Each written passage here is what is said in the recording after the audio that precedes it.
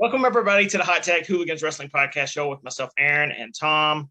Tonight, it's somebody that I've wanted on this show since we started this podcast. And I put her as number one on my list as the wish list for the year. It's the two-time OVW Women's Champion, Hollyhood, Haley J. Ooh, it's me. I'm glad I could make your wish come true. Like there a genie, because we're alfalfa. So how has your life been since the holidays? Pretty good, I guess. Got some couple weeks off wrestling. Took some time, put some weight on. I was a little too small, but put some weight on, feeling thick. So I guess it's pretty good. I'm just ready to get back in the ring and get it cracking now. Speaking of getting back in the ring, tomorrow night, you're back with OVW. Ready to come for that title again. Yeah, so they got the... Go ahead. No, how does it feel to be back tomorrow night for OVW? It's going to be good. I don't know what it feels like yet because I'm not back yet, but I can tell you it's going to be good. I know everyone will be happy that I'm back, so that makes me happy. Look, there he is. He's good. I'll be happy. Now, the one thing about OVW, in the early 2000s, it was the place to be. It was the pipeline for the WWE. And then there for a few years, it kind of fell to the wayside when they lost their, kind of contract with the WWE. But now OVW is back on the rise. And it's one of my favorite little promotions to kind of watch outside of the major ones. And you're one of the main reasons for that. Your character work, to me, is some of the best character work. And I'm just going to go out on a limb and say it's not quite a character. It's more of you turned up to probably like 10 or 11. You figured that out already? That quick? You've talked to me for like 30 seconds and you figured that out already? Yeah, no, that's how I feel about it too. Everybody, it's crazy because my gimmick gets me so much heat, but they don't know it's just me. So once they meet me and we have a conversation, they kind of sit back and watch me, they kind of figure it out. So I don't really, it's whatever. Now, I feel like that makes it easier as far as working. My what? Your my personality? Being mainly just your personality.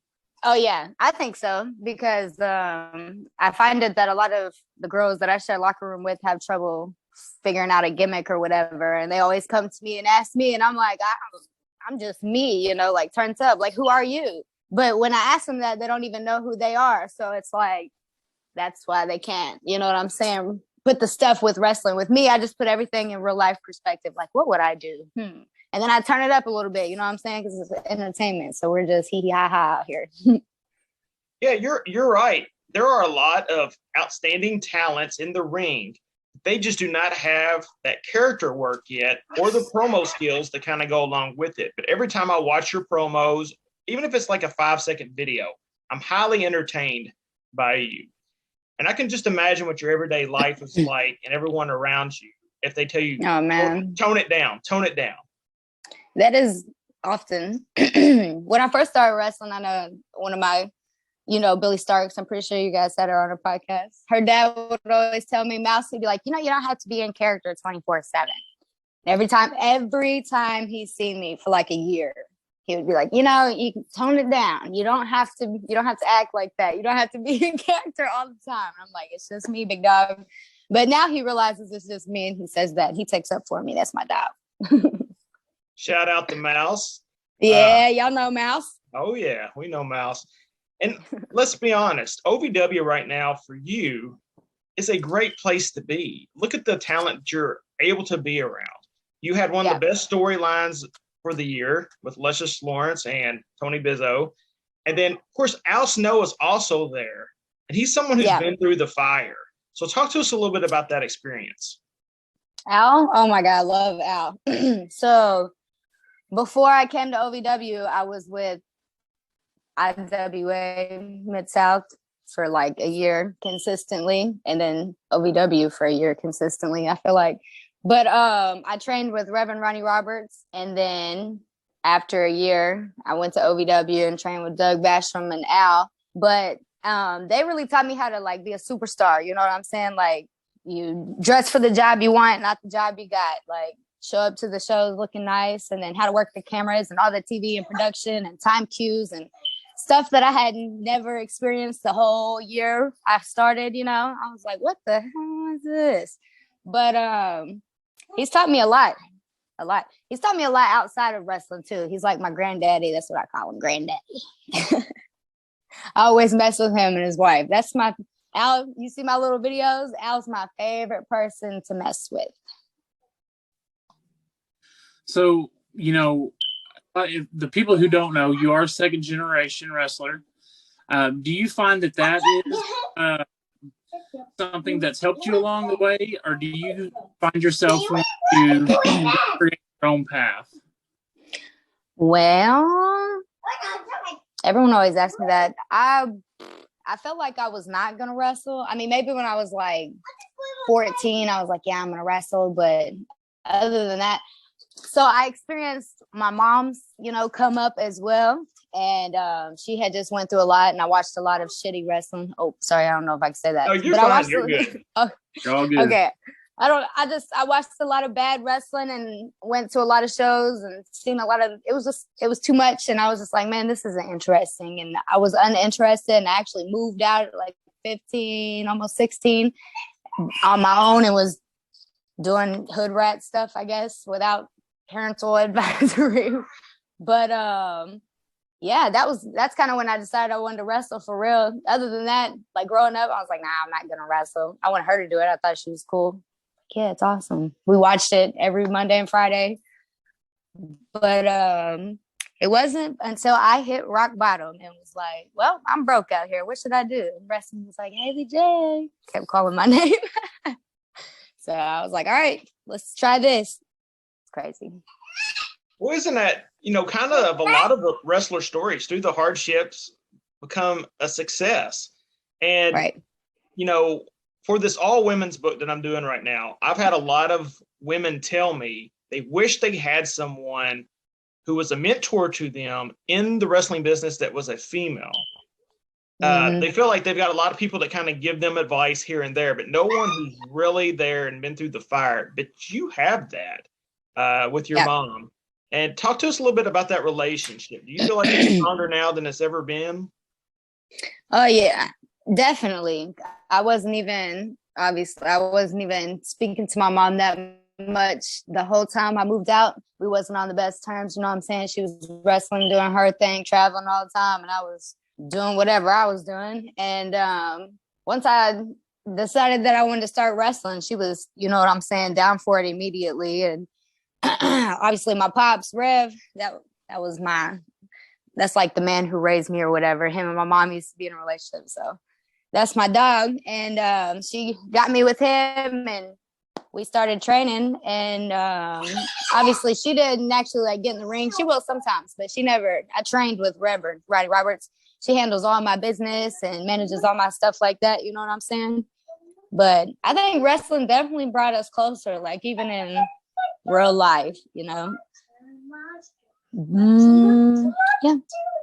I definitely think so. And I moved down here closer to her. She literally lives walking distance away. You know what I'm saying? She's always there. And obviously I have a role model in the wrestling business. And to a lot of people, that is their wrestling mother. You know what I'm saying? So when I came into wrestling, I realized that there's a lot of people who have a lot of respect for her. And I'm like, okay, I had to kind of realize that as a wrestler. I'm like, okay. But yeah, she's supposed to be retired, but I'm sure she'll be back. Is it ever hard to get constructive criticism from her? Or do you take it pretty easy? I think it depends on the time. Sometimes I have attitude, but that probably goes for anybody. Yeah, no, she's pretty good about the feedback. I think we argue more about dumber stuff than wrestling. Like what place on the card I am, or why I'm in this storyline. Stop yelling. What the heck? Why I'm in this storyline doing, whatever. I'm like, some things I don't understand. That's what we argue about. But as far as feedback, like in-ring stuff, no, she never really. That's more from Rev. He gets on my butt more about that. Unless something's really bad, then she'll just tell me like, yo, that looks weak. And I'll be like, okay. Now, you're only about 2 years in. 2 years yesterday. 2 years yesterday. And for someone who's just 2 years in, you have blazed a trail already. And we mentioned OVW, but I had a little bone to pick with you. I went to St. Louis. I was there for the Nwa Power Show. I love the Free Babes. I wish that was a gimmick in every city. Absolutely loved it. You weren't able to wrestle. I love Miranda. You weren't able to wrestle on the card, but you were there. Talk to me a little bit about being there with all those other women and how much that meant to you at only 2 years into the sport. Oh, man, they were awesome.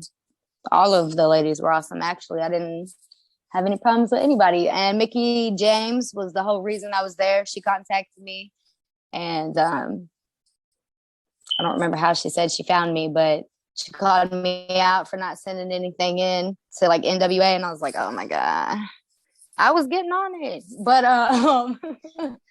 she was probably the best thing about that whole experience, to be honest with you. Like, she was just always there checking up. You know what I'm saying? There were a lot of other girls that were awesome too. Melina, Chelsea, Gail. And then, I had my girl Miranda there with me. I didn't get to wrestle, but I would have had fun. Mickey felt like I was more personality of the group and that I could do better talking, trying to get the group established or whatever. And then we could rotate out throughout the situation or whatever, like when we come back. So who knows? I'm in contact with Mickey all the time. She's awesome. She still contacts me to this day. So she just didn't want your light to shine so bright. That's what it was. Well, I did have a loud mouth, and the other, like Jazzy Young or Yang, but Jazzy's really shy, and she's laid back, and I'm all blah blah blah. And Miranda can be out there, I would say, but she's more laid back too. You got to kind of push some buttons to get her there. But that's how the real Freebirds were. Miranda is kind of like her dad. You are definitely Michael P.S.A. He said that. He said that he was glad that I was playing like his role. He felt like I did a good job because, Miranda got all the connections and she was cool with everybody. And I was like, girl, that makes me happy. Now, you were late to the meet and greet afterwards the next day. I tried to catch you. I was there for about an hour and a half, and I kept telling my wife, like, I was hoping Haley J would be here, and then we left, and then we were driving down the freeway, and she pulled it up, and you had just walked in, and I missed you. And I remember sending you a Twitter message, and you're like, I got you, dog, next time. So yeah, I'm trash-tastic. You had called me out for being late. You were late to the meet and greet. I have no excuse for you. It's fine. Hey, you weren't the only one late. I will tell you that. Some of the main hitters were late. Oh, yeah. I was texting Brenda like, you down there yet? I didn't know. It's okay, though. I'll make it up to you. It's fine. I was just giving you a hard time as far as that goes. Looking at your year so far, 2022, like we're talking about, you're back at OVW tomorrow night. What are some other goals that you have set for yourself for this year? Because we've seen you go down towards Texas. You're starting to go up towards the Northeast a little bit. You've dipped down towards Florida. Where's somewhere next that you're wanting to go and hope to accomplish this year?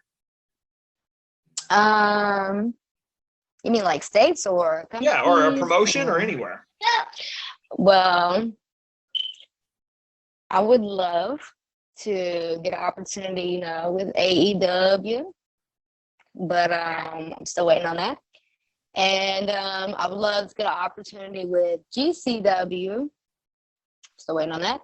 And what else would I like to do? So many things. Oh no, I want to travel everywhere. I want to go to Mexico for sure. I had in Texas where I was in Houston, I was booked on this lucha show, I guess. There was only 2 American matches, and it was 1 and 2, and then the rest was lucha. And it was so funny because nobody got there. And because I'm in there, and usually we have a call time, and everybody's there. And I'm there, and there's the Americans, and then maybe 1 or 2 Hispanics or lucha, whatever I'm supposed to call them. I'm sorry. And I'm asking, I'm like, where is everybody? And they're like, oh, it's lucha. They come before their match. And then it was just crazy because then they do, and they come before their match and they get in the ring and they have this crazy match and people are throwing money in the ring. And it's just like, I never experienced anything like that before. And that was in Texas. So I want to go to Mexico and see what it's really about, you know? Now, what's your favorite style of wrestling to watch or maybe try to take from? Or do you kind of like everything and try to maybe draw inspiration from multiple different styles? You know, it sounds crazy. I probably should do like look for that. I try to more do like think about like moments or like look for moments or like I don't know, like character stuff. How could I switch that around? Because that's what I'm like really good at, I guess. So that's what I try to focus on. But when it comes to wrestling, I just recently started watching some like old ROH, some Nigel McGuinness and some Daniel Bryan's, and like just kind of reminding myself that wrestling, you know, is wrestling, and you know they're not afraid to get down. So I would say more so like that recently, more like strong style. I'm excited to get back in the ring, so I feel sorry for whoever's stepping in with me. It's gonna be a little. Yeah, it's gonna be a little snug. It's gonna be fun though. Woo! We hear him in the background. Yeah. Talk to me a little bit about being a pro wrestler and having a family. Especially, you know, we have a lot of dads on the show, but there's not a lot of moms that we have on the show. How hard is that for you? Do you take him with you to a lot of the shows, or is there this balance you're comfortable with? It depends. See, me and his father are not together, but he does do a good job, like taking him on the weekends, which is when I travel the most and wrestle. So that's all I need. And then other than that, like I'll take him to training with me. If not, my mother will watch him. But yeah, it's crazy because he like is invested in the products for like OVW, and he knows who everybody is. Like he knows everybody's names, and I'm like, who do you want to win? He'll be like Bizzo or, you know, Luscious or whatever. And I'm just like, so the fact that he's invested in wrestling, I like that. But it can be crazy sometimes because he's bad. And I'd be busy, especially at OVW, which is where I take them mostly because that's on Thursday. That's not the weekend, you know what I'm saying? And I was like one of the main people, so I'm always busy running this way, do a promo, somebody's wanting this, you know, I'm like, back and forth, and then I got a screaming child over here. So sometimes it gets a little hectic, but we got a lot of people around. He's always wrestling with some of the boys. He's got his pop in there, you know, Reverend Ronnie Roberts, Rev, that's his pop. So the girls love him. He's always doing something. Are you his favorite wrestler? Zayden, am I your favorite wrestler? Yeah? He says yes today. Usually he says no. And it's a different person every time you ask. Tony Gunn or Tony Bizzo. Or Darkstorm today. That's my favorite, and you're my favorite. Me and Darkstorm. I mean, and Granny. It's okay. I'm not my kid's favorite some of the days of the week, and I don't even wrestle. So, I mean. Right. It's supposed to be like that. Absolutely. Looking at AEW, you mentioned them and the WWE. Yeah. I know for a lot of people, no matter what and how great AEW is doing, the WWE is still always the dream. Is that your dream as well? Of course. It has to be. That's like the biggest, you know what I'm saying, stage that we can get to. And that's where all the history is. Like, of course, we all want to have our name on that. You want to calm down? No. We all want to, you know, be a part of that. That's just like, that's the top, literally the top.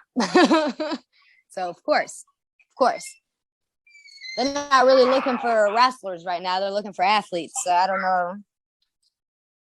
know about that one. I guess I better keep getting jacked. Yeah, it is. Stay yourself. Be yourself. It's crazy to see some of the talent that they've let go and then some of the talent that they've kept. Now the NXT 2.0, I do think that they are doing a good job with some of those talents now that I've seen it kind of unfold. Yeah. Cora Jade's doing a great job in her role, and they totally changed her character up. I could see you on NXT 2.0 as this antagonist who's always getting into trouble and causing trouble. My biggest issue with AEW, and I've said it quite a bit, is there's all this talent that they bring to Dark only to lose in 30 seconds or a minute. If you're going to bring these talents in for Dark, why not give them 10-minute matches? Why not give them and let the crowds decide on, hey, this is somebody I really want to see again. It's hard to tell how good somebody is in 30 seconds. Yeah. Yeah. And there's a lot of girls that are girls, guys, all of them. I just message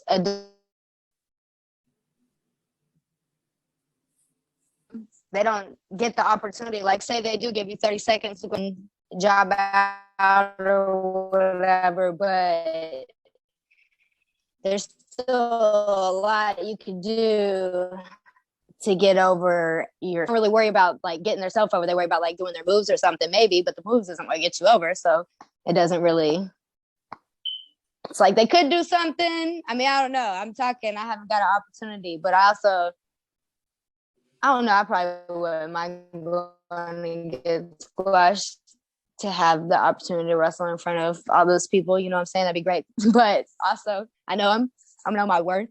But I feel like I could take that opportunity and turn it into something if there was, you know? Well, before we let you go, tell everybody where they can find you next, where you're going to be wrestling next outside of tomorrow night OVW, and plug yourself on social media and your merchandise.